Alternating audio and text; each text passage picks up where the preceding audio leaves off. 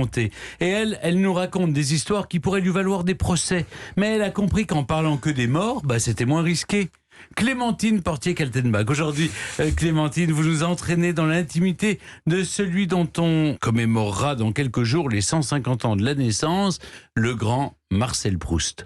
Bah oui, alors Proust... Ne soyez pas triste, hein. Bah non, c'est pas triste, non, vous allez voir, c'est très gai. Bon, enfin, écoutez, ça, oui. Ce qui est triste, c'est qu'il est quand même mort trop jeune, hein. Il est mort à 51 ans. Ouais. Alors, dans la foulée de votre thématique, son œuvre est-elle ou non inachevée?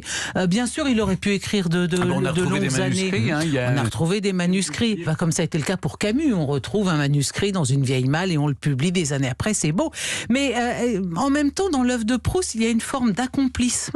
Dans ces derniers instants, il a vu venir sa mort, et pour écrire les toutes dernières lignes de son œuvre, c'est la mort de Bergotte dans le 5e tome de À la recherche du temps perdu, intitulé La prisonnière. Il s'est inspiré de sa propre agonie, et cette fin, c'est presque comme s'il l'avait désirée, parce que en octobre 22, il attrape une bronchite en revenant d'une soirée.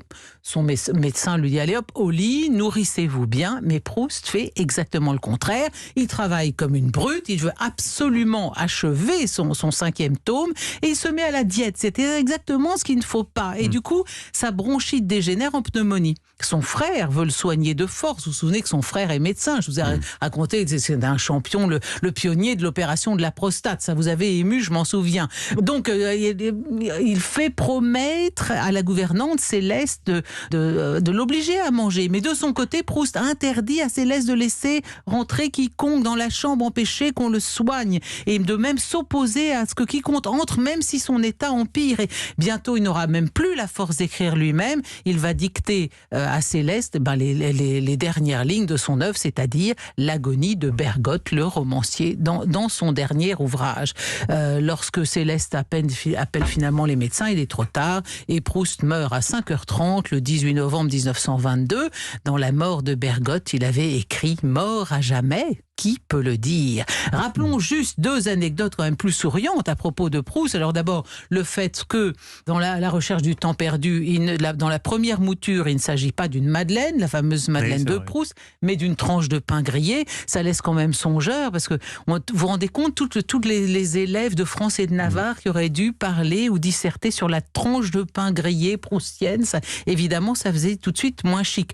On sait aussi, bien sûr, que le manuscrit du côté de chez Swann fut refusé chez Gallimard sur les conseils d'André Gide, qui s'en excusa par la suite, et que c'est quand même extraordinaire de penser que ce premier livre de Proust fut édité à compte d'auteur chez Grasset. C'est incroyable, c'est-à-dire comment parfois l'opinion peut se tromper du tout au tout sur un génie. Eh bien, figurez-vous qu'en l'an 2000, les premières pages du côté de chez Swann, annotées de la main de Proust, ont été vendues aux enchères près de 664 000 € chez Christie's.